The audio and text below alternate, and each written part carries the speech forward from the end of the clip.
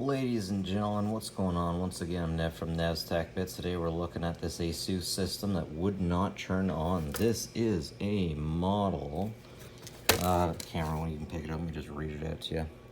It's a model L406M notebook.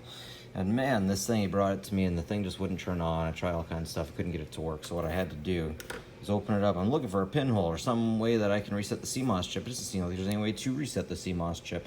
I had to take it apart. I had to take off all the screws. 1, 2, 3, 4, 5, 6, 7, 8, 9, 10, 11, 12, 13. You gotta take the foot pads off to get to this. The thing will come right off.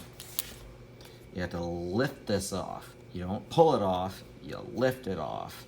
And then leave it unplugged for a wee bit. Plug her back in, and away you go. And that's it for me, ladies and gentlemen. Have a good one. Take it easy.